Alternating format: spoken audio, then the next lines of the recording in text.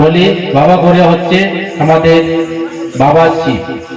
আমরা যারা হিন্দু বলতে যারা আছেন সেটা সবাই জানি, আমরা বাবা গড়িয়াকে শিব বলেও মানি।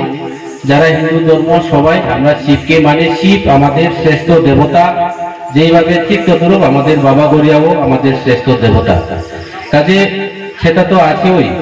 এর মধ্যে এই মেলা আমরা প্রত্যেক বছরের যে মেলা হয়, অনেকে বলি মেলা, অনেকে বলি উৎসব। আমাদের মেলা মানে তো মিলন। প্রত্যেকটি মেলা শুধু বাবা গড়িয়ার মেলা নয়, আমরা বিভিন্ন মেলার মধ্য দিয়ে আমাদের একটা এলাকার বা আনন্দের উপভোগ করার আমাদের সুযোগ হয়ে থাকে।